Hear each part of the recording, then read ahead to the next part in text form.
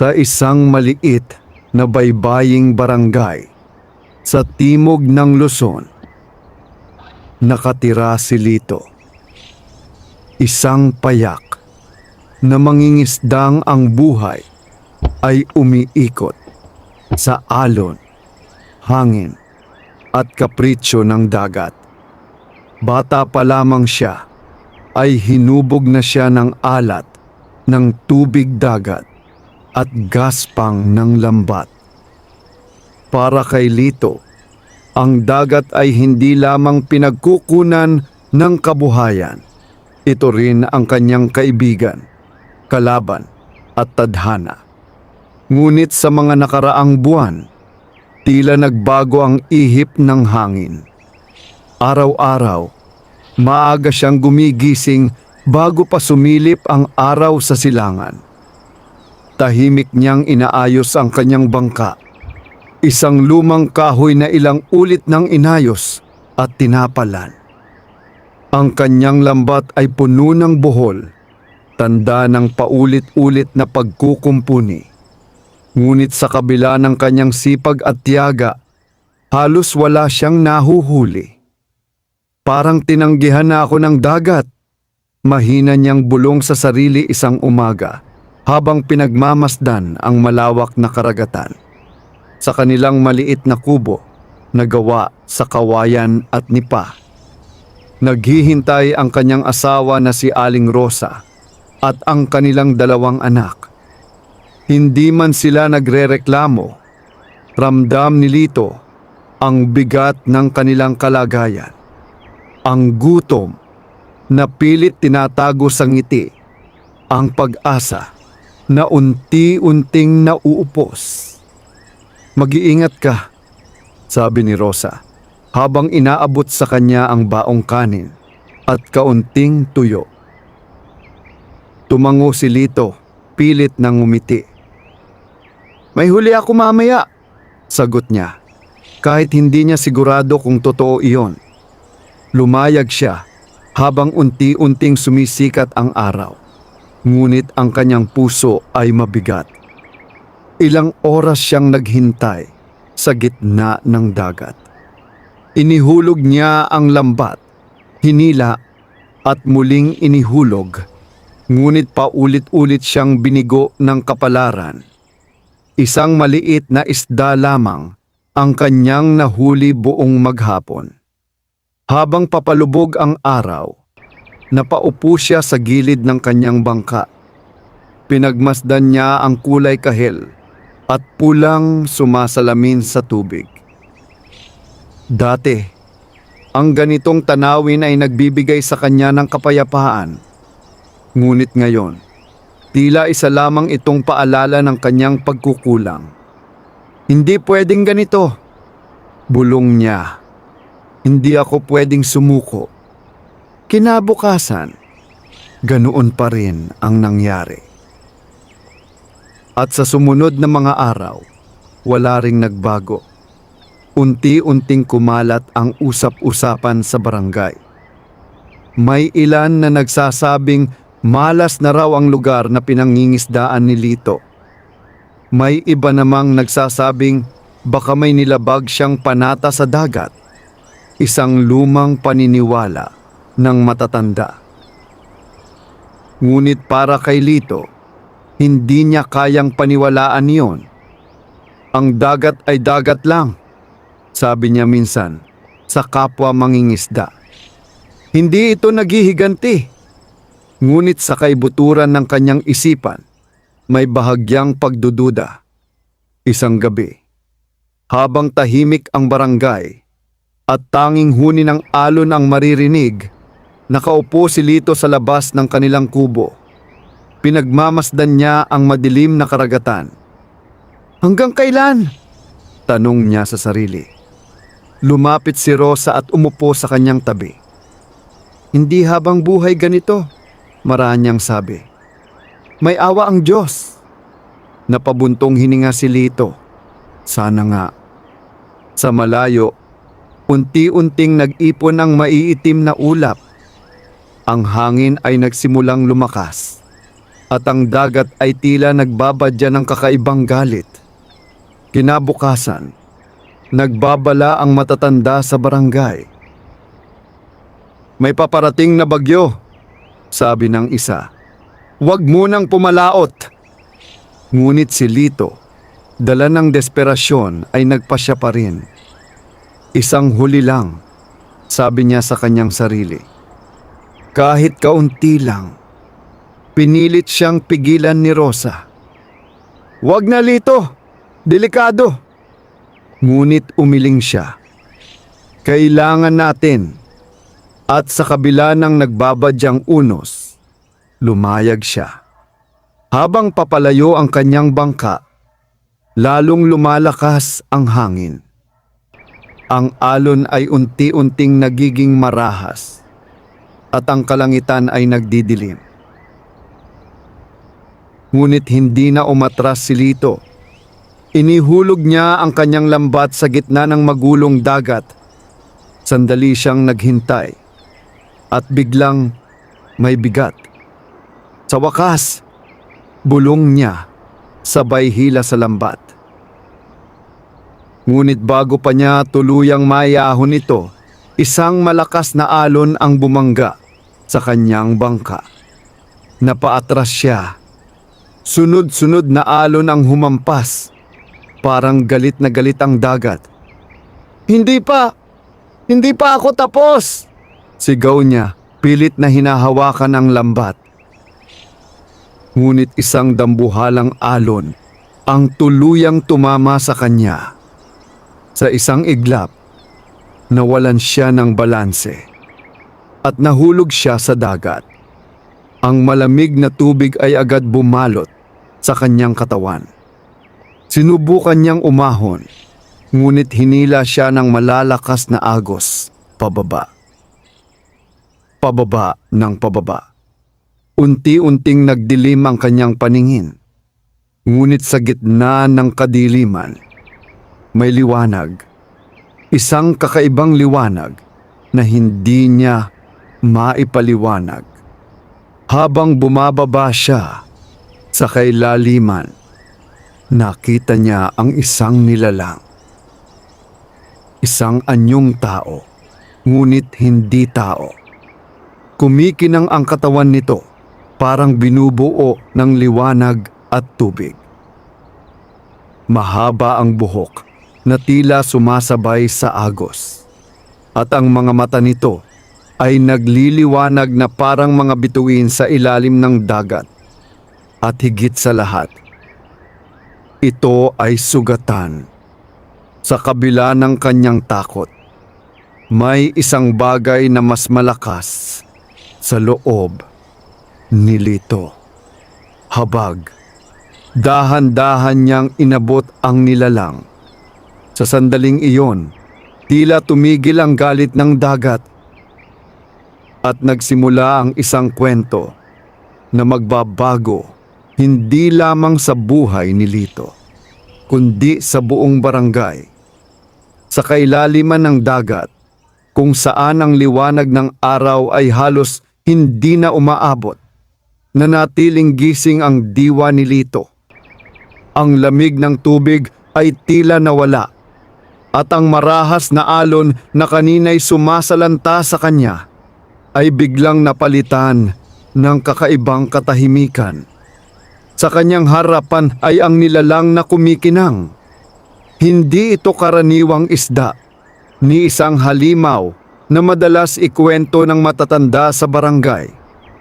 Ito ay may anyong tao, subalit higit pa roon. Ang balat nito ay tila yari sa liwanag, at ang bawat galaw ay may kasamang banayad na ningning na parang mga bituin na naligaw sa ilalim ng dagat. Ngunit ang pinakanakatawag ng pansin kay Lito ay ang sugat nito.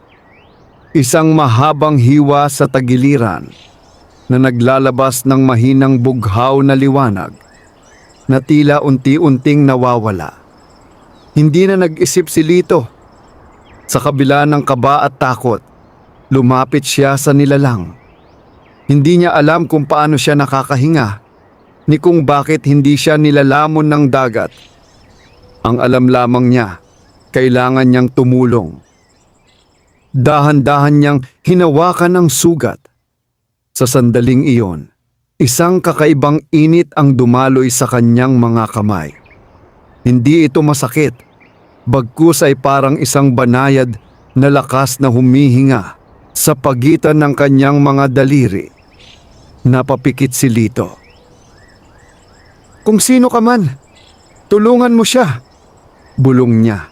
Kahit hindi niya alam kung kanino siya nananalangin. Unti-unting humina ang liwanag mula sa sugat. At maya-maya, nagsimulang magsara ito. Napaatras si Lito, gulat na gulat sa kanyang nasaksihan. Ngunit bago pa siya tuluyang makalayo, dahan-dahang nagmulat ng mga mata ang nilalang. At sa unang pagkakataon, nagtagpo ang kanilang mga paningin. Ang mga mata nito ay malalim, parang walang hanggan. May lungkot, may hiwaga, at may kapangyarihang hindi kayang ipaliwanag ng salita. "Bakit mo ako tinulungan?" Ang tinig nito ay hindi lumabas sa bibig, kundi diretsyong umalingaw-ngaw sa isipan ni Lito. Napaatras siya. "Ikaw, nagsasalita?" "Hindi tulad ng tao," sagot ng nilalang. "Ngunit nauunawaan mo ako." Napalunok si Lito. "Hindi ko alam kung ano ka, pero sugatan ka, kailangan mong tulong." Sandaling natahimik ang nilalang, titila sinusuri ang kanyang pagkatao. "Marami sa inyong mga tao ang natatakot sa amin," muli nitong sabi. "Marami rin ang sakim." Umiling si Lito. "Hindi ako ganoon. Alam ko." Sa sandaling iyon, ang liwanag na bumabalot sa nilalang ay bahagyang lumakas. Unti-unti itong umangat mula sa ilalim ng dagat. At kasabay nito, naramdaman ni Lito na siya man ay inaangat. Parang may puwersang nagdadala sa kanila paitaas. Habang papalapit sila sa ibabaw, napansin ni Lito na ang madilim na tubig ay unti-unting luminaw. Ang galit na alon ay tila kumalma at ang hangin na kanina'y umaalulong ay biglang tumahimik. Hanggang sa bumalik sila sa ibabaw ng dagat. Huminga ng malalim si Lito, parang ngayon lang muling nabuhay. Kumapit siya sa gilid ng kanyang bangka na himalang nanatiling buo sa kabila ng bagyo. Ngunit nang lingunin niya ang nilalang, ito ay nakalutang sa ibabaw ng tubig, nakaharap sa kanya. Mas malinaw na niya itong nakita ngayon. Mahaba ang buhok nito na tila hinahaplos ng hangin kahit walang hangin. Ang balat nito ay kumikislap sa ilalim ng madilim na kalangitan. At ang sugat nito, wala na. "Hindi ko inaasahan ang ginawa mo," sabi ng nilalang. "Ayos ka na?" tanong ni Lito, halos hindi makapaniwala. "Dahil sa iyo." Sandaling natahimik ang dalawa. Ang dagat ay tila naging salamin. Walang alon, walang galaw. "Bilang kapalit," patuloy ng nilalang, "bibigyan kita ng isang biyaya." Napakunot ang noo ni Lito. "Hindi ko kailangan ng kapalit. Tumulong lang ako." "Hindi ito simpleng kapalit," sagot nito. "Ito ay isang kasunduan." Unti-unting nagliwanag ang paligid. Ang tubig ay kumikislap na parang puno ng maliliit na bituin. "Hindi ka na mawawalan ng huli," sabi ng nilalang. Malinaw at matatag ang tinig sa kanyang isipan. Napatitig si Lito. Ngunit bago pa siya makapagsalita, nagpatuloy ito. Basta't hindi ka magiging sakim. Ang mga salitang iyon ay tila bumigat sa hangin. Sakim, tanong ni Lito. Kung gagamitin mo ang biyayang ito para sa sarili mo lamang, mawawala ito. Paliwanag ng nilalang. Ngunit kung ibabahagi mo, kung aalagaan mo ang balanse, mananatili ang kasaganaan. Tahimik na nag-isip si Lito. Naalala niya ang kanyang pamilya, ang gutom, ang hirap, ang araw-araw na pakikibaka. Ngunit naalala rin niya ang kanyang mga kapwa mangingisda, mga pamilyang katulad ng sa kanya na parehong naghihirap. Unti-unti siyang tumango. Pangako, sabi niya. Hindi ako magiging sakim. Tinitigan siya ng nilalang. Tila sinusukat ang bigat ng kanyang salita. At pagkatapos, ngumiti ito. Isang ngiting may halong lungkot at pag-asa. Kung ganoon, sabi nito, simula ngayon ikaw ay pinagpala ng dagat. Unti-unting nagliwanag ang katawan nito hanggang sa halos hindi na ito maaninag. Hintay! Tawag ni Lito. Sino ka? Ngunit bago pa niya marinig ang sagot, ang nilalang ay naglaho. Parang liwanag na nilamon ng dilim. At kasabay nito, bumalik ang hangin. Ang alon ay muling gumalaw, ngunit hindi na ito marahas. Ang bagyo ay tila nawala na, parang hindi ito kailanman dumating. Nag-iisa na si Lito sa gitna ng dagat, ngunit may kakaibang pakiramdam sa kanyang dibdib.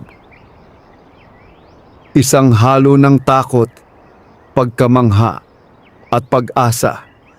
Dahan-dahan niyang hinila ang kanyang lambat, ang lambat na kanina'y hindi niya nabitawan.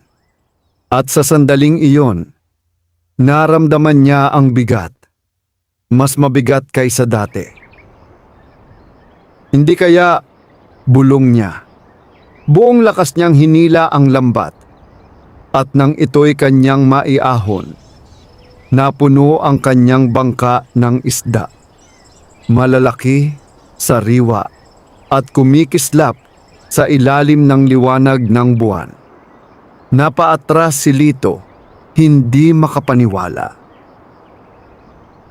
Sa unang pagkakataon, matapos ang maraming buwan, ngumiti siya ng totoo. Ngunit kasabay ng kanyang saya ay ang bigat ng pangako na kanyang binitawan. Hindi ako magiging sakim, mahina niyang ulit. Sa gabing iyon, hindi pa niya lubos na nauunawaan na ang biyayang kanyang tinanggap ay hindi lamang regalo. Ito ay isang pagsubok. At ang bawat huli niya mula sa dagat ay magiging sukatan ng kanyang pagkatao. Madilim pa ang langit nang tuluyang makauwi si Lito sa kanilang baybaying barangay sa timog ng Luzon. Tahimik ang paligid, tanging huni ng alon at mahinang ihip ng hangin ang maririnig. Ngunit sa kanyang puso, hindi na katahimikan ang nangingibabaw kundi isang matinding pag-aalinlangan. Hindi niya alam kung panaginip lamang ba ang lahat. Dahan-dahan niyang itinali ang kanyang bangka sa baybayin. Saglit siyang napatingin sa loob nito. Ang mga isda ay naroon pa rin. Makikinang sa ilalim ng liwanag ng buwan, sariwa at tila kakaahon lamang mula sa kailaliman. Napahawak siya sa gilid ng bangka. Totoo nga, bulong niya. Sa loob ng kanilang kubo, nagising si Aling Rosa nang marinig ang kanyang mga yabag. Agad itong lumabas. Dala ang isang lumang lampara. "Lito?" Tawag niya, may halong kaba. "Ayos ka lang ba?" Tumango si Lito, ngunit hindi agad nakapagsalita. Itinuro lamang niya ang bangka. Lumapit si Rosa, at nang makita niya ang laman nito, napahinto siya. "Diyos ko!" Mahinang sabi niya, "Saan mo nakuha ang lahat ng ito?" "Sa dagat," sagot ni Lito, ngunit ang kanyang tinig ay hindi tiyak.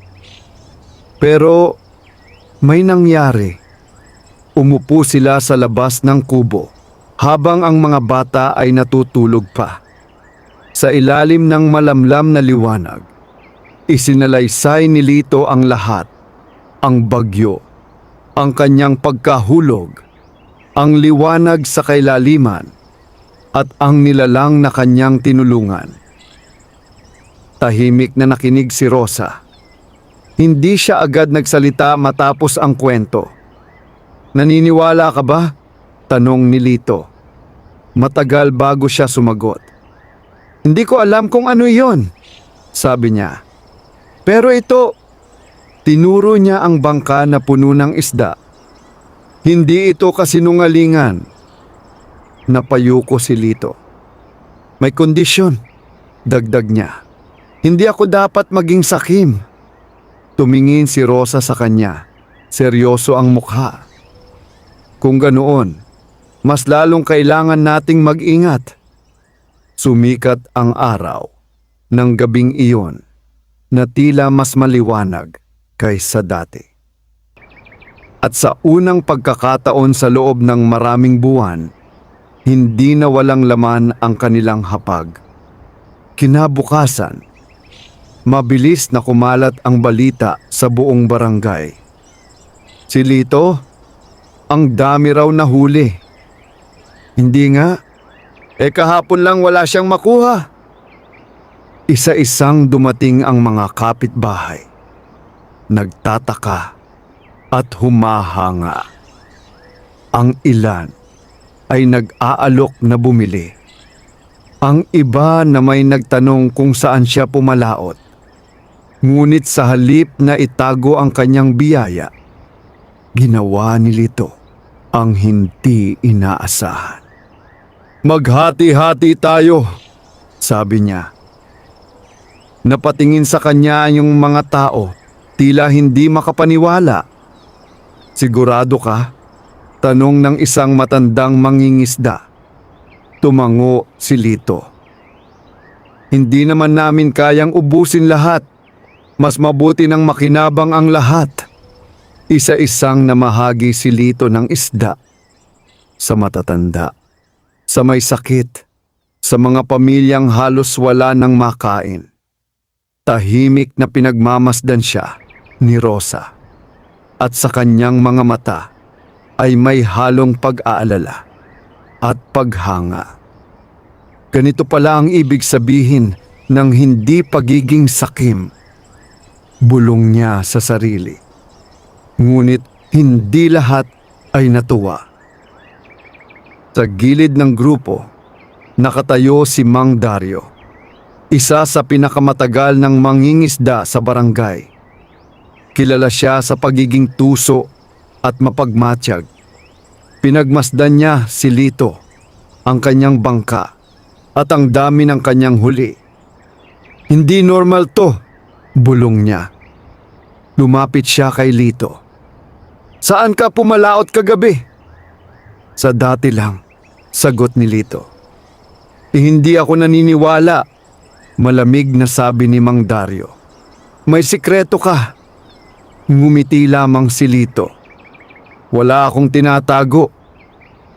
Ngunit sa loob-loob niya, alam niyang hindi iyon ganap na totoo. Sa mga sumunod na araw, paulit-ulit na nangyari ang himala. Sa bawat paglalayag ni Lito, bumabalik siya na puno ang bangka ng huli. Hindi lamang sapat, kundi sobra pa. At sa bawat pagkakataon, hindi niya nakakalimutang magbahagi. Unti-unting nagbago ang buhay sa barangay. Ang mga batang dati gutom ay nagsimulang maglaro muli.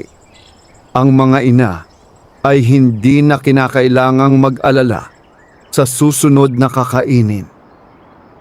Ang mga matatanda ay muling nagkaroon ng lakas. Ngunit kasabay ng pag-angat ng buhay ay ang pag-usbong ng inggit. Bakit siya lang? Tanong ng ilan. Anong meron sa kanya? Bulong ng iba. At sa bawat tanong unti-unting lumalalim ang misteryo. Isang hapon, habang inaayos ni Lito ang kanyang lambat sa tabing dagat, lumapit si Mang Dario. Hindi ka ba napapagod? Tanong nito. Hindi naman, sagot ni Lito. Umupo si Mang Dario sa tabi niya. Alam mo, matagal na ako sa dagat. Nakakita na ako ng maraming bagay. Tahimik si Lito. May mga biyaya, patuloy ni Mang Dario. Pero may kapalit ang mga iyon. Tumingin si Lito sa kanya.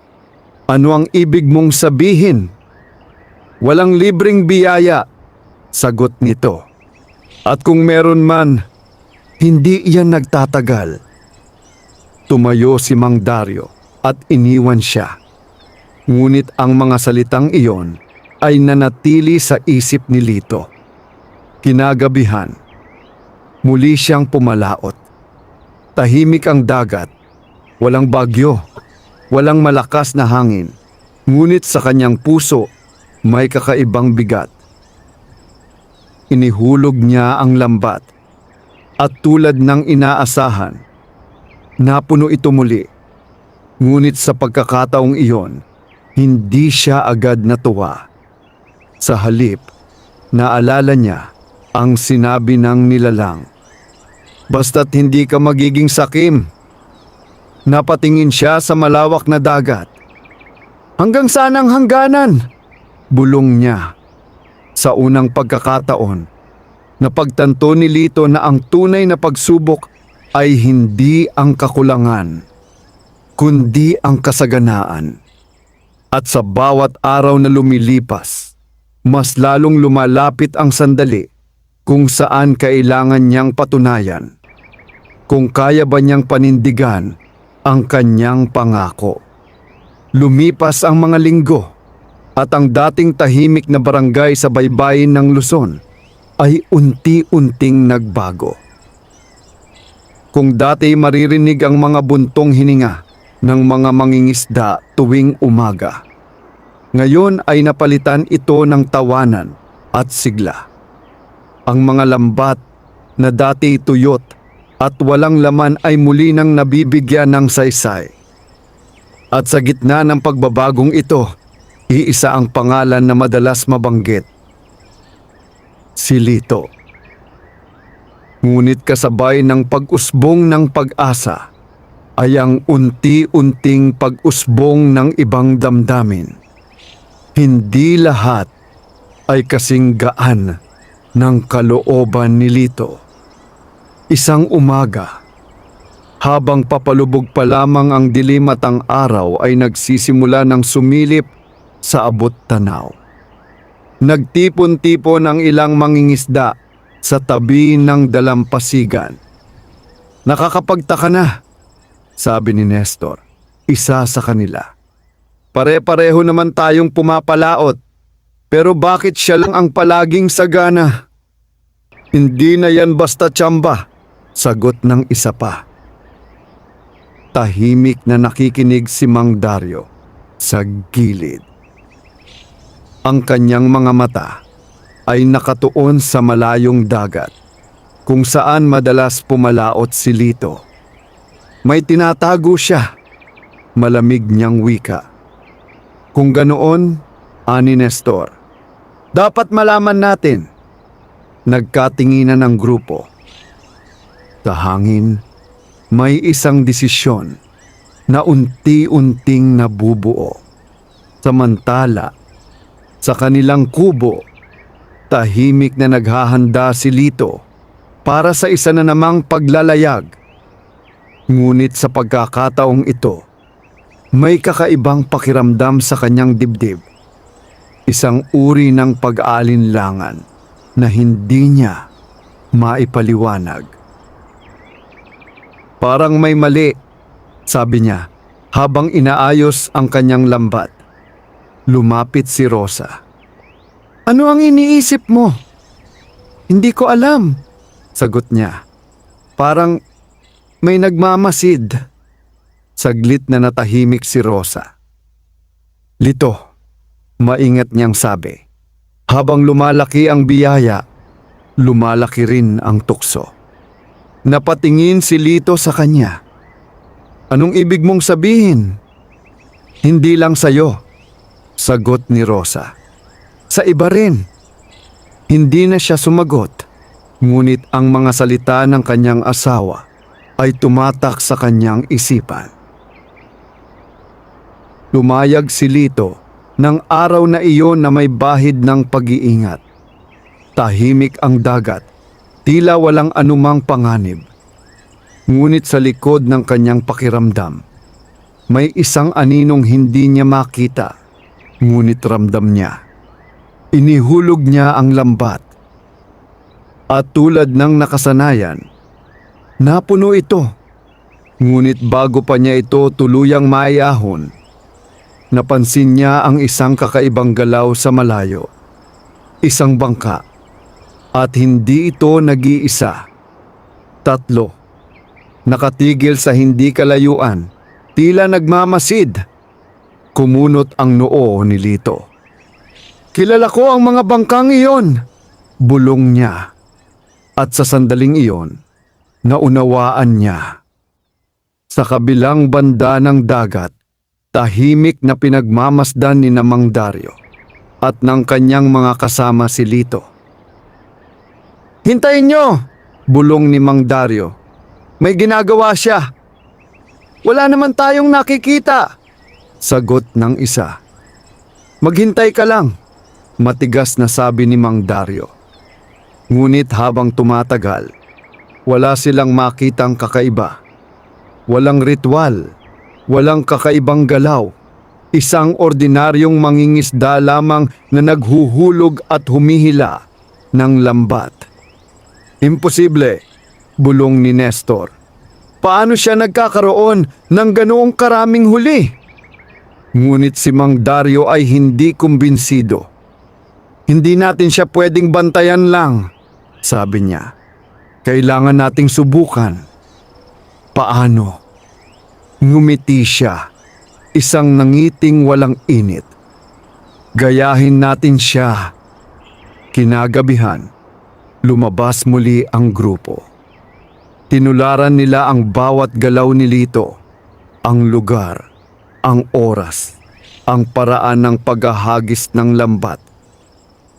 Ngunit nang hilahin nila ang kanilang mga lambat, wala ni isang isda. Nagkatinginan sila, halatang dismayado.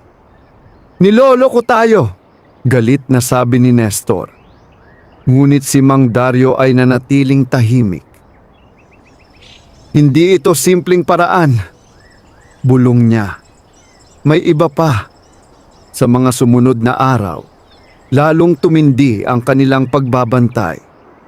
At kasabay nito unti-unting nagbabago ang pagtingin ng ilan kay Lito. May mga bulong, may mga hinala, may mga paratang na hindi pa sinasabi ng malakas, ngunit malinaw na umiikot sa hangin. Isang hapon, habang namamahagi si Lito ng kanyang huli, may isang lalaki ang lumapit sa kanya. Hindi na tama to, sabi nito. Napatingin si Lito. Ano ang ibig mong sabihin? Hindi ka na normal, sagot ng lalaki. Parang may kakaiba sa'yo. Tahimik si Lito.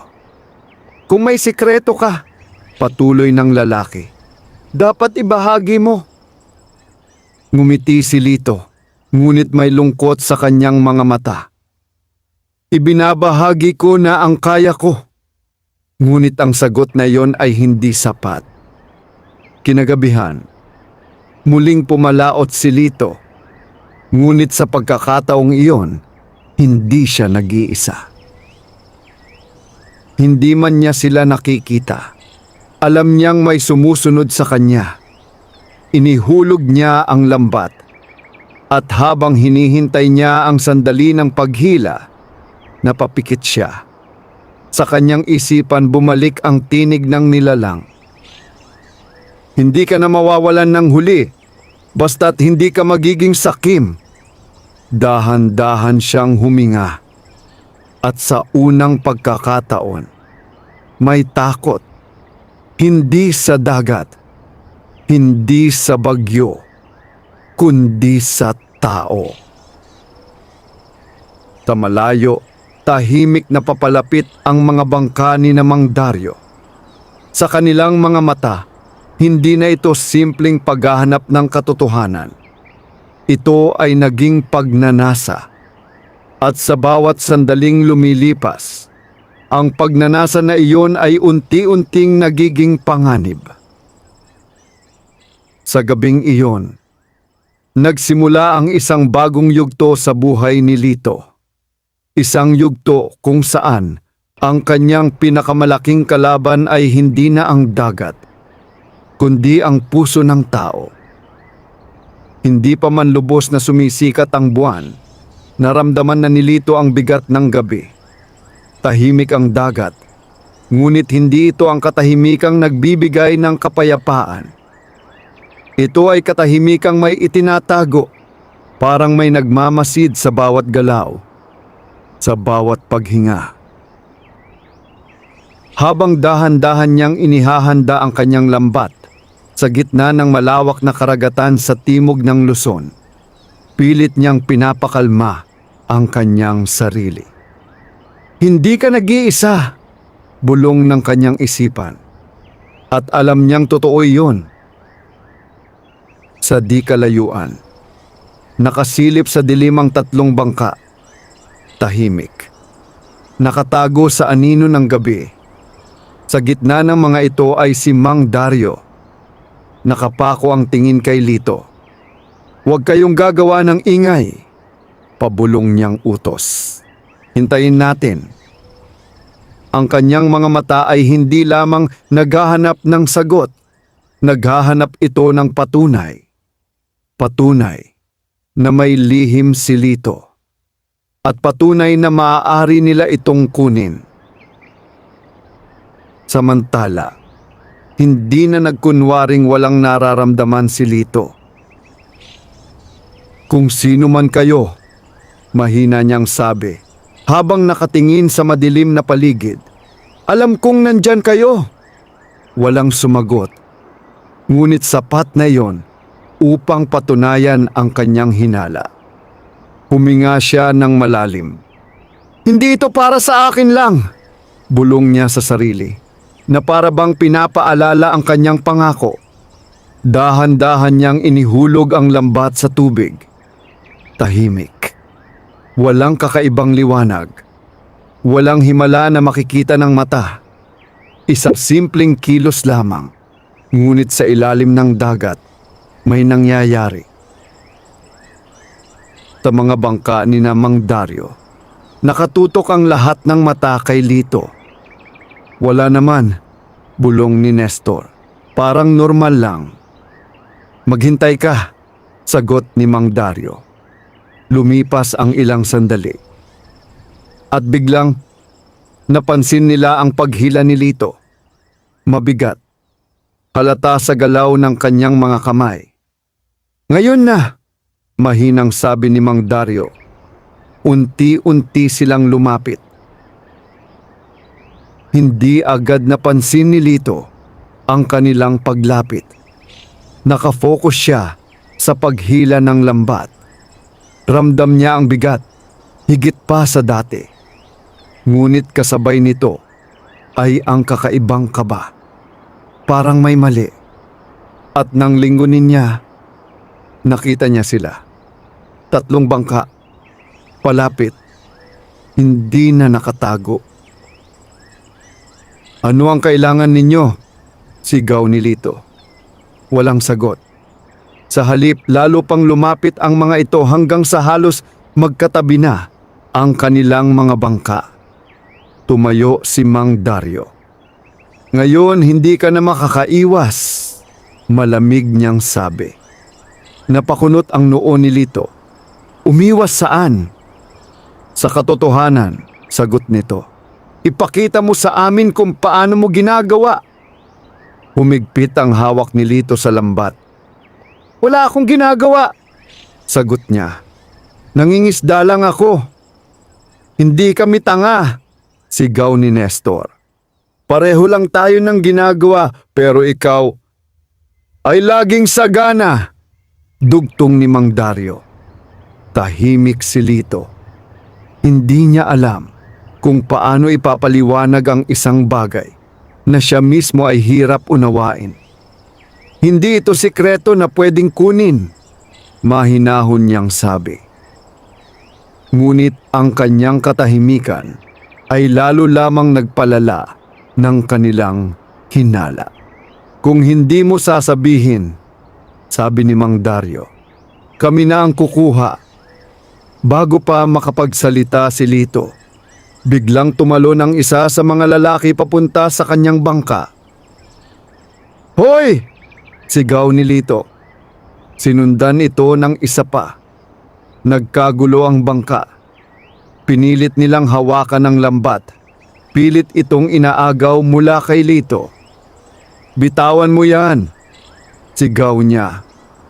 Ngunit hindi siya pinakinggan. Sa gitna ng kanilang pag-aagawan, may nangyaring kakaiba. Biglang lumakas ang hangin. Ang tahimik na dagat ay nag-iba. Ang tubig ay nagsimulang umalon. Hindi marahas, ngunit sapat upang magbigay babala. Napahinto ang lahat. "Ano yon?" bulong ng isa. Sa ilalim ng tubig, may liwanag. Mahina sa una, ngunit unti-unting lumalakas. Napaatras ang mga lalaki. "Hindi ito normal," sabi ni Nestor. Nanginginig ang tinig.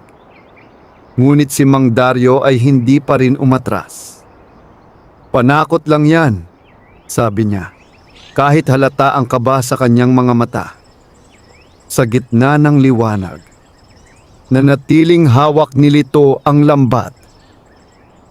At sa kanyang puso, bumalik ang tinig. "Basta't hindi ka magiging sakim." Napapikit siya. "Hindi ito para sa akin," bulong niya.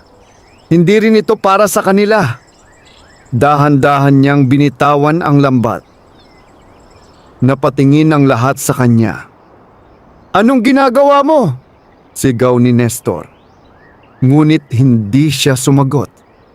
Sa halip, umatras siya. Sa sandaling bumitaw si Lito, biglang nawala ang liwanag. Ang dagat ay bumalik sa katahimikan at ang lambat ay lumubog kasama ang lahat ng huli. Napahinto ang lahat. Walang nagsalita. Walang gumalaw. "Anong ginawa mo?" galit na sigaw ni Mang Dario. Tumingin si Lito sa kanya, tahimik ngunit matatag. "Pinili ko," sabi niya, "na hindi maging sakim." Ang mga salitang iyon ay tila sumampal sa hangin. Unti-unting umatras ang mga lalaki. Hindi na alam kung ano ang sasabihin. Ang kanilang galit ay napalitan ng takot. At ang kanilang pagnanasa ay napalitan ng pagkalito. Naiwan si Lito sa gitna ng dagat. Walang huli. Walang lambat. Ngunit may kakaibang kapayapaan sa kanyang dibdib. Sa unang pagkakataon, napatunayan niya na ang tunay na biyaya ay hindi nasusukat sa dami ng kanyang nahuhuli, kundi sa kakayahan niyang tumanggi. Ngunit hindi pa dito nagtatapos ang pagsubok. Dahil sa gabing iyon, may isang bagay na nagbago, hindi lamang sa dagat, kundi sa puso ng mga taong nakasaksi. At sa mga darating na araw, ang desisyong ginawa ni Lito ay magbubunga. Ang alinman sa pagkakaisa o tuluyang pagkawasak. Ang gabi ay natapos na walang huli si Lito. Sa kanyang pagbabalik sa baybayin ng Luzon, ang kanyang bangka ay magaan, ngunit ang kanyang dibdib ay puno ng iniisip. Ang malamig na hangin ng madaling araw ay humahaplos sa kanyang balat, ngunit hindi nito kayang pagaanin ang bigat ng kanyang mga desisyon. Tahimik niyang itinabi ang bangka. Walang sumalubong sa kanya. Walang nakapansin. At sa pagkakataong iyon, tila mas mabuti na rin iyon. Pagpasok niya sa kanilang kubo, naabutan niya si Rosa. Nagising pa rin. Nakaupo ito sa tabi ng maliit na lampara. Tila kanina pa naghihintay. Napatingin ito sa kanan niya at agad na napansin ang kawalan. "Wala kang huli," marami nitong sabi. Umiling si Lito. Tahimik siyang umupo. Hindi niya agad maibulalas ang nangyari. Ngunit alam ni Rosa, may mas malalim na dahilan. "May nangyari," sabi nito. Tumango si Lito. At dahan-dahan niyang isinalaysay ang lahat. Ang pagsunod sa kanya, ang paglapit ng mga bangka, ang pag-aagawan sa lambat, at ang kanyang desisyong bitawan ang lahat. Tahimik na nakinig si Rosa. Hanggang sa matapos siya. Matagal na katahimikan ang namagitan sa kanila.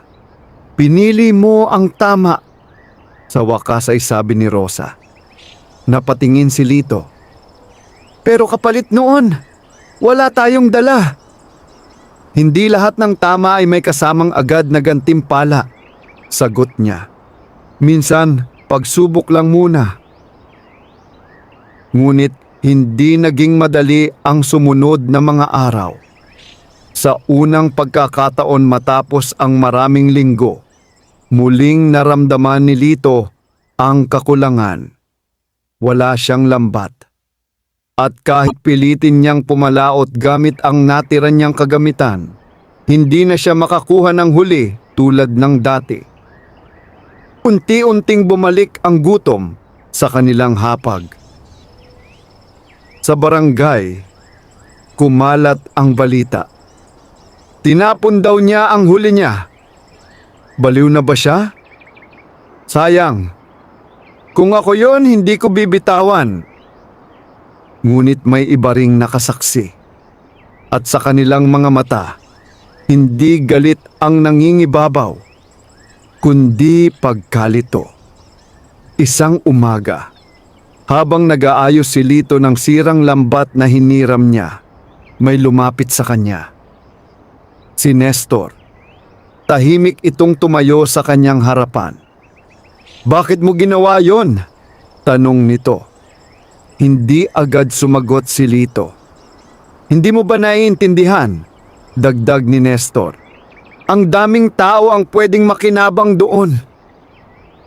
Tumigil si Lito sa kanyang ginagawa at tumingala. "Alam ko," sagot niya. "Pero hindi ganun ang paraan." Napakunot ang noo ni Nestor. "Anong paraan?" "Kung kinuha ko yon sa ganong sitwasyon," paliwanag ni Lito, "hindi na yon biyaya." Tahimik si Nestor. "Ang biyaya," patuloy ni Lito, "hindi inaagaw." Sa di kalayuan, nakamasid si Mang Dario. Ang kanyang mukha ay hindi nagalit. Ngunit hindi rin mapayapa. May iniisip siya. Malalim. Kinagabihan. Muling pumalaot si Lito. Wala siyang kasiguraduhan. Wala siyang dalang espesyal na kagamitan. At higit sa lahat, wala siyang katiyakan kung naroon pa rin ang biyayang ipinangako sa kanya. Tahimik ang dagat. Walang kakaibang liwanag. Walang palatandaan ng himala. Dahan-dahan niyang inihulog ang pansamantalang lambat. Sandali siyang naghintay. At nang hilahin niya ito, ilang isda lamang. Hindi marami. Hindi sapat para sa buong barangay. Ngunit sapat para sa kanyang pamilya. Napatingin siya sa langit. At least, bulong niya. Sa sandaling iyon may naramdaman siya. Hindi liwanag, hindi tinig.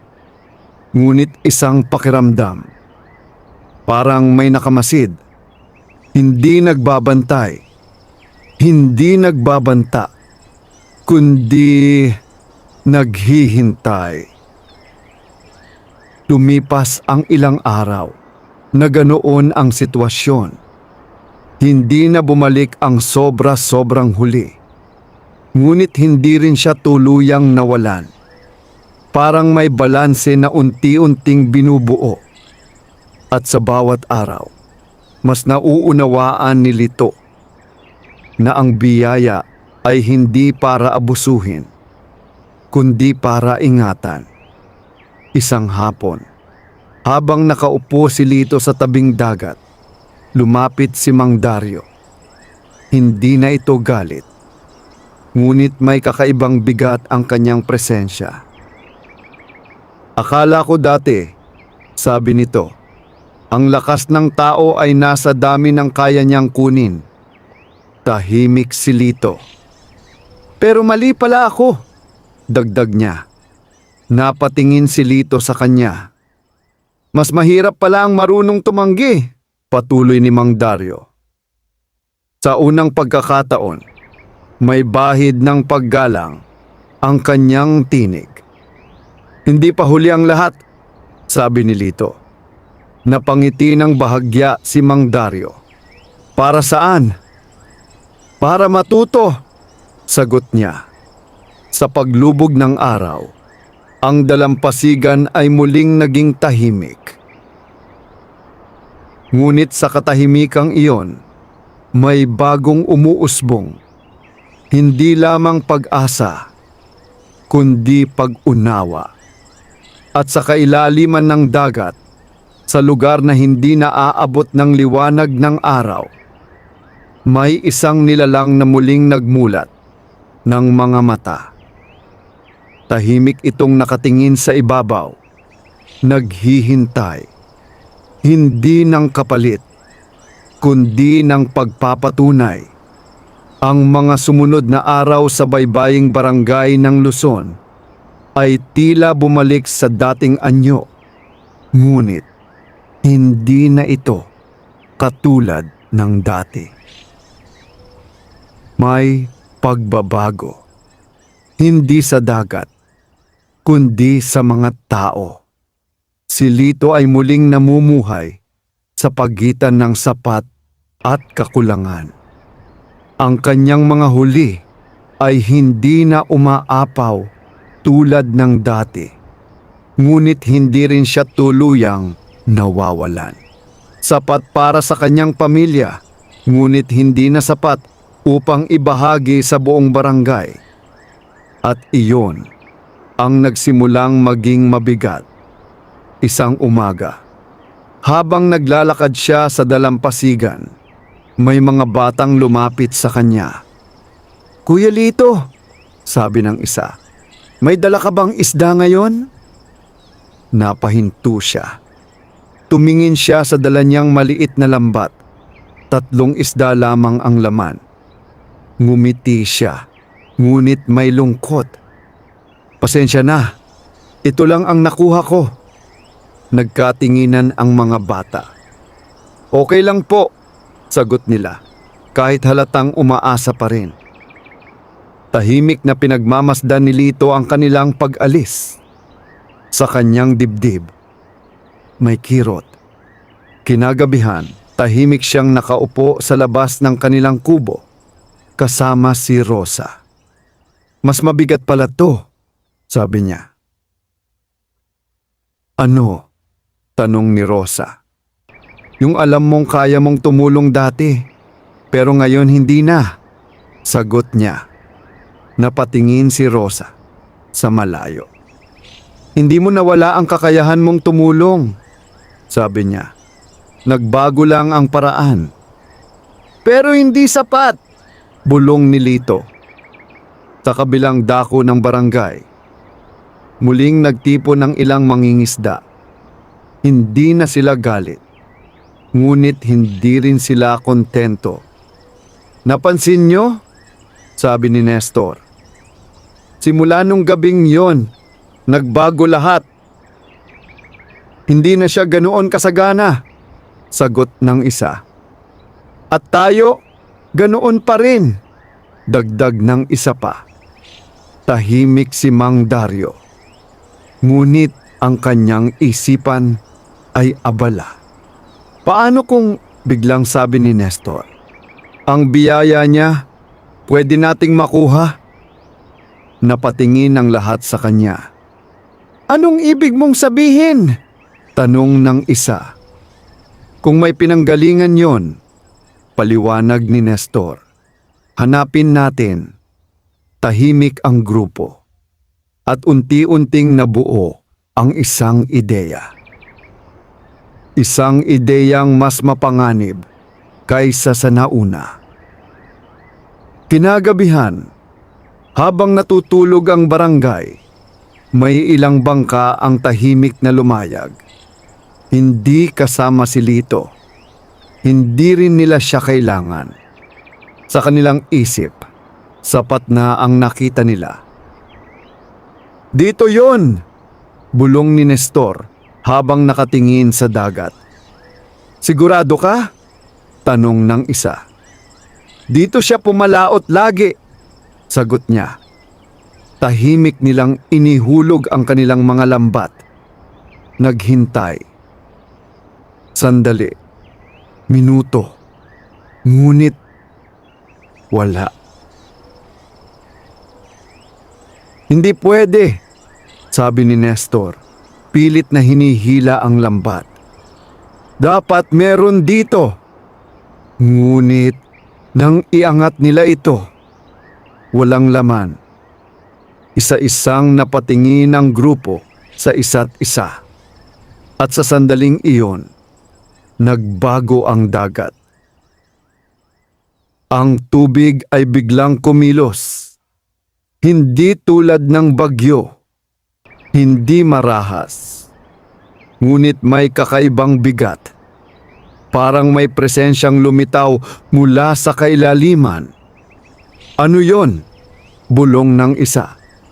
Sa ilalim ng kanilang bangka, may liwanag. Mahina. Ngunit malinaw. Napaatras ang ilan. Ngunit si Nestor ay nanatili. Kung ito yon, sabi niya, ito ang kailangan natin. Dahan-dahan siyang yumuko. Pilit sinisilip ang tubig. At kung makuha natin po, hindi niya natapos ang kanyang salita. Biglang lumakas ang alon. Hindi sapat upang itumba ang bangka, ngunit sapat upang sila'y mataranta. Umalis na tayo! Sigaw ng isa.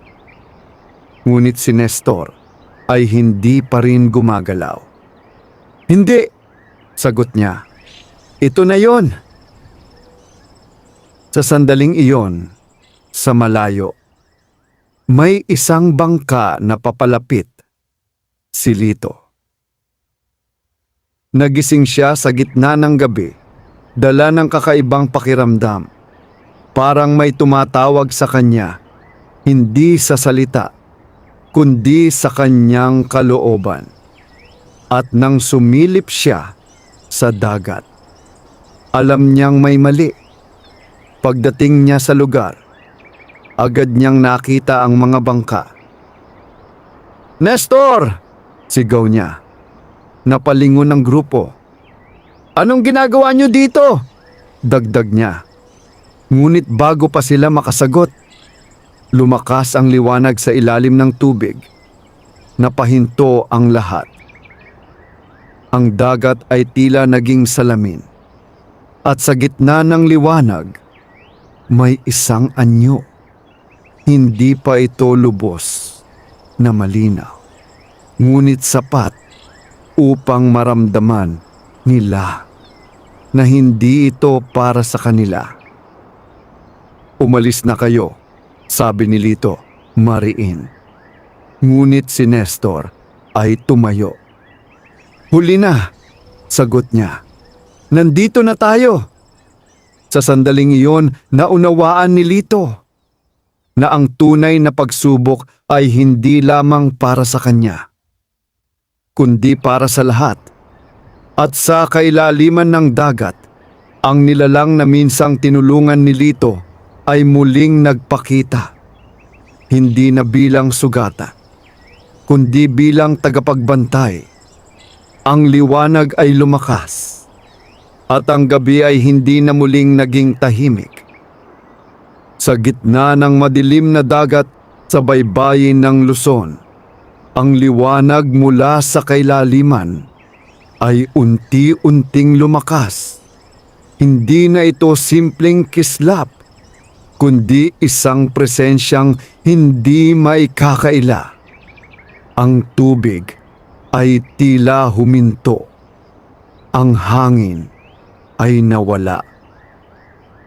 At ang bawat puso sa ibabaw ng dagat ay sabay-sabay na kumabog sa takot.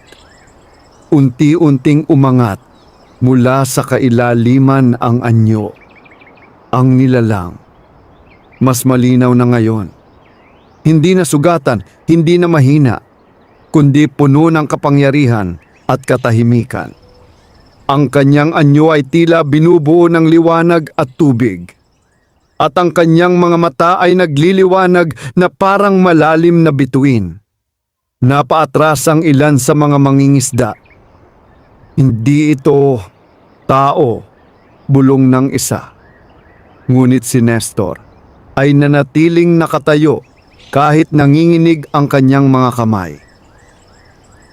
"Kung ito ang pinanggagalingan," sabi niya, "pilit ang tapang, hindi tayo dapat umatras." "Tumigil ka," mariing sabi ni Lito. Lumapit siya sa pagitan ng nilalang at ng grupo. "Huwag niyong galawin," dagdag niya. Ngunit ang kanyang tinig ay tila nawawala sa bigat ng sandali. At sa unang pagkakataon, nagsalita ang nilalang. Hindi sa pamamagitan ng bibig, kundi diretsyong umaling-aungaw sa kanilang isipan. "Bakit kayo narito?" Ang boses nito ay malalim at malinaw. Hindi galit, ngunit hindi rin banayad. Tahimik ang lahat. Walang makasagot. Hanggang sa, "Dahil kailangan namin," sagot ni Nestor. Napatingin si Lito sa kanya. "Ano ang kailangan ninyo?" muling tanong ng nilalang. "Ang meron siya," sagot ni Nestor. Sabay turo kay Lito. "Ang biyaya." Tahimik ang dagat. At sa sandaling iyon, tila mas lalong lumalim ang liwanag. "Ang biyaya ay hindi kinukuha," sagot ng nilalang. "Kung ganon, bakit siya meron?" mariing tanong ni Nestor. Dahan-dahang lumingon ang nilalang kay Lito. "Dahil pinili niyang magbigay," sagot nito. Napayuko si Nestor. Ngunit hindi pa rin siya umatras. Kung kaya niyang magbigay, sabi niya, kaya rin naming gamitin. Sa sandaling iyon, nagbago ang hangin. Hindi na tahimik. Hindi na payapa. Ang biyaya, patuloy ng nilalang ay hindi kapangyarihan. Unti-unting lumakas ang liwanag sa paligid. Ito ay pananagutan. Biglang kumilos ang dagat. Ang tubig ay umalon. Hindi marahas, ngunit sapat upang magdulot ng takot. Napahawak ang mga mangingisda sa kanilang mga bangka. Anong nangyayari? Sigaw ng isa. Tumingin ang nilalang kay Nestor. At ikaw, sabi nito, ano ang pipiliin mo? Tahimik si Nestor. Ngunit ang kanyang mga mata ay puno ng pagnanasa. Hindi ako uuwi nang wala, sagot niya. Sa isang iglap, lumakas ang alon. Ang bangka ni Nestor ay umuga. Napaatras ang iba. Umalis na tayo! Sigaw ng isa. Ngunit si Nestor ay nanatili. Sa sandaling iyon, may nangyari na hindi inaasahan. Lumapit si Lito. Hindi sa nilalang, kundi kay Nestor. Makinig ka, sabi ni Lito. Mahina ngunit matatag. Hindi ito para sa atin na angkinin. Madali mong sabihin, sagot ni Nestor.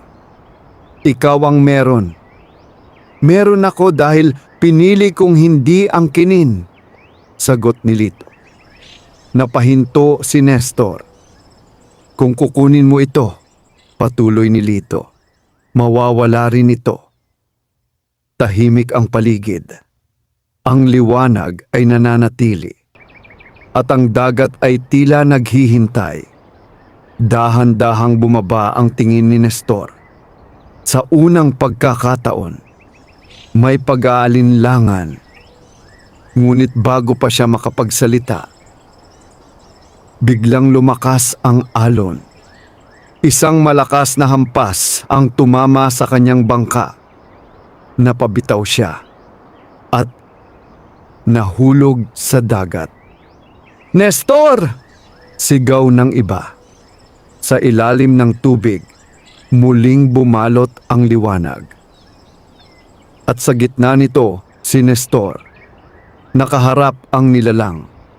Tahimik. Walang galaw. Walang takas. Sa ibabaw, napaluhod si Lito sa kanyang bangka. Hindi ito ang gusto ko, bulong niya. Maya-maya, unti-unting humina ang liwanag. Ang alon ay kumalma at ang dagat ay bumalik sa katahimikan. At mula sa tubig, umahon si Nestor. Hingal. Nanginginig. Ngunit buhay. Hinila siya ng kanyang mga kasama. Pabalik sa bangka. Anong nangyari? Tanong nila. Ngunit hindi agad siya nakasagot.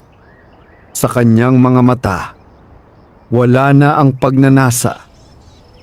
Napalitan ito ng takot at pag-unawa.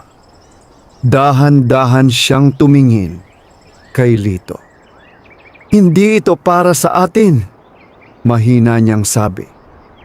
Sa malayo, ang liwanag ay tuluyang naglaho at ang nilalang ay muling nawala sa kailaliman. Tahimik ang lahat. Walang nagsalita. Walang gumalaw. Sa gabing iyon, may isang bagay na malinaw sa lahat, na ang biyaya ay hindi kailanman magiging pag-aari ng sakim. At ang dagat ay hindi basta-basta nagbibigay. Habang pauwi ang mga bangka, ang bawat isa ay may dalang ibang uri ng bigat. Hindi sa lambat, kundi sa puso. At si Lito, tahimik na nakatingin sa dagat.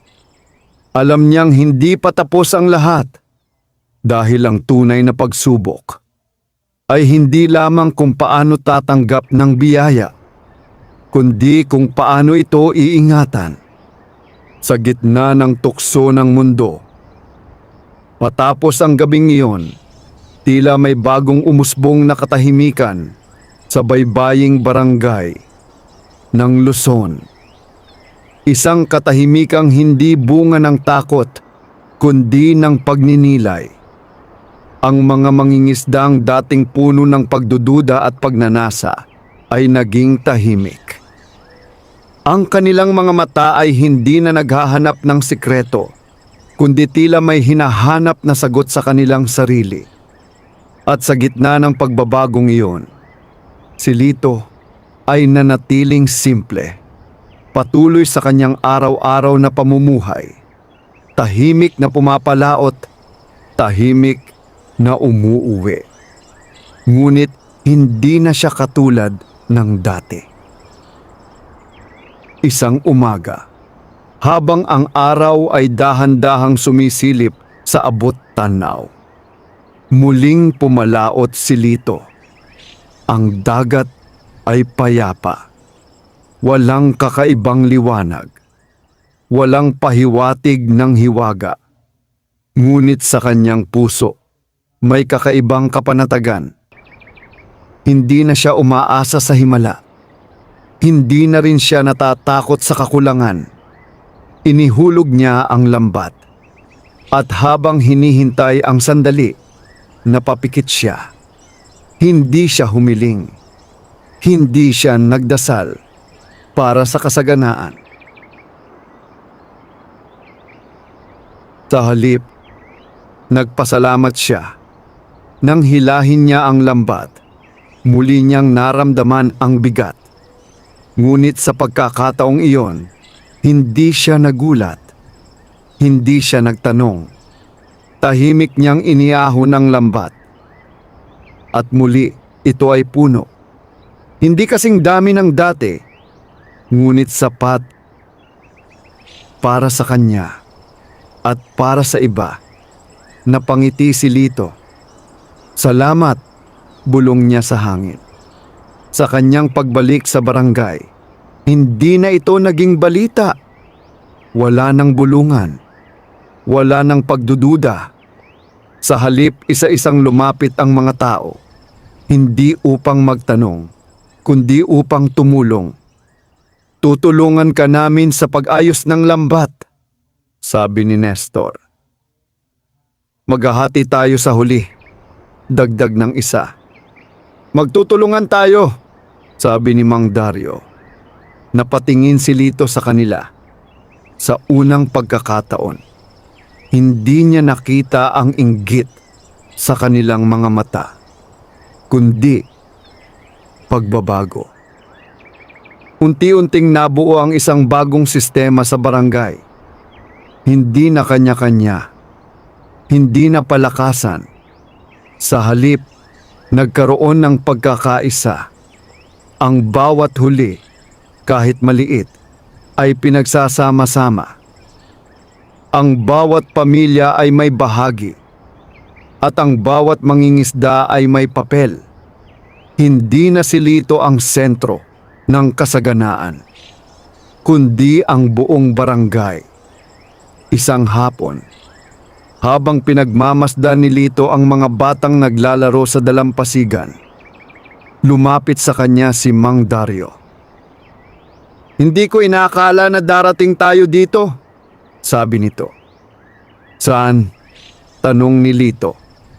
Sa punto na hindi na tayo nag-aagawan, sagot niya. Ngumiti si Lito. Minsan, kailangan lang ng paalala. Napatingin si Mang Dario sa dagat. Akala ko dati, ang dagat ay para sa malakas, sabi niya. Pero ngayon, napailing siya. Para ito sa marunong makinig, dugtong ni Lito. Tahimik silang dalawa. Habang ang araw ay unti-unting lumulubog, ang dagat ay kumikislap sa ginintuang liwanag. At sa sandaling iyon, tila walang bakas ng takot. Wala ng anino ng pagnanasa. Ngunit sa kailaliman ng dagat, may isang presensya na muling nagmasid. Hindi bilang tagapagbantay, kundi bilang saksi. At sa unang pagkakataon, ang nilalang ay hindi lamang nakatingin kay Lito, kundi sa buong barangay. Dahil ang biyaya ay hindi na lamang nasa isang tao. Ito ay dumadaloy na sa lahat. Ngunit sa bawat biyaya, may huling pagsubok. Isang pagsubok na hindi na magmumula sa kakulangan o kasakiman, kundi sa pagpapanatili. At habang ang gabi ay muling bumabalot sa dagat, ang hangin ay may dalang bulong, hindi ng babala, kundi ng paalala, na ang tunay na kasaganaan ay hindi dumarating ng minsan lamang. Ito ay pinipili araw-araw. Sa paglipas ng mga buwan, ang dating payak na barangay sa baybayin ng Luzon ay tuluyang nagbago. Hindi dahil sa himala, kundi dahil sa mga pusong natutong magbago. Hindi na ito ang lugar na nababalot ng pangamba at kakulangan. Sa halip, ito ay naging tahanan ng pagkakaisa, pagdamay at tahimik na kasaganaan. At sa gitna ng lahat ng ito, nanatiling simple si Lito. Isang umaga, bago pa sumikat ang araw, muli siyang pumalaot. Ngunit sa pagkakataong iyon, hindi siya nag-iisa. Kasama niya ang iba pang mangingisda, sina Mang Dario, Nestor, at ang ilan pang dati puno ng pagdududa, ngunit ngayon ay puno ng pagnanais na magtulungan. Tahimik silang lumayag, walang inggit, walang lihim. Dito tayo, sabi ni Lito, habang itinuturo ang bahagi ng dagat na matagal na niyang pinupuntahan. Walang tumutol, walang nagtanong. Sa halip, sabay-sabay nilang inihulog ang kanilang mga lambat. Tahimik ang sandali. Ang tanging maririnig ay ang banayad na paggalaw ng tubig at ang mahinang hangin na dumadampi sa kanilang balat.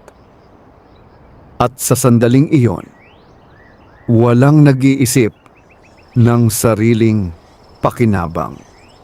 Hilain na! Sabi ni Mang Dario. Sabay-sabay nilang hinila ang mga lambat. At nang ito'y kanilang mayahon, napuno ang kanilang mga bangka. Hindi sobra, hindi kulang, sapat para sa lahat. Nagkatinginan sila. At sa unang pagkakataon, sabay-sabay silang ngumiti. Hindi dahil sa dami ng kanilang huli, kundi dahil sa paraan kung paano nila ito nakuha. Pagbalik nila sa barangay, wala nang ingay ng tsismis o pagdududa. Sa halip, may mga kamay na handang tumulong, mga ngiting tunay, at mga pusong marunong magpasalamat. Ang bawat huli ay hinati ng patas. Ang bawat pamilya ay nabigyan at walang naiwan. Sa ilalim ng isang matandang puno, malapit sa dalampasigan, tahimik na nakaupo si Lito habang pinagmamasdan ang mga tao. Ang mga bata ay naglalaro. Ang mga matatanda ay nagkukwentuhan. At ang mga mangingisda ay nagtutulungan sa pag-aayos ng kanilang mga lambat. Lumapit si Rosa at umupo sa kanyang tabi. Hindi mo na kailangan ng himala, sabi niya. Ngumiti si Lito. Hindi nga, sagot niya. Dahil natutunan na natin kung paano maging himala para sa isa't isa. Sa malayo, ang dagat ay kumikislap sa ilalim ng liwanag ng hapon. Tahimik, mapayapa. Ngunit sa kailaliman nito, may isang liwanag na muling sumilay. Dahan-dahang lumitaw ang nilalang. Hindi na bilang tagapagbantay, hindi na bilang tagapagsubok, kundi bilang saksi. Pinagmamasdan nito ang barangay. Ang mga taong dati puno ng pagnanasa, ngunit ngayon ay natutong magbigay. At sa unang pagkakataon, ngumiti ito. Hindi na ito nagsalita. Hindi na ito nagbigay ng bagong biyaya. Dahil alam nito na ang tunay na biyaya ay hindi na kailangang ipagkaloob. Ito ay natutunan na. Unti-unting naglaho ang liwanag sa kailaliman at ang dagat ay muling naging tahimik. Sa ibabaw, walang nakapansin. Walang nakakita. Maliban kay Lito.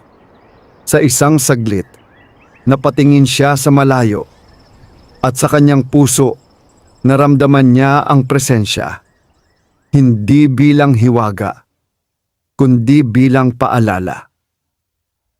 Salamat, bulong niya. At sa araw na iyon, hindi lamang ang dagat ang nagbigay, kundi ang bawat tao. Sa isa't isa. Wakas,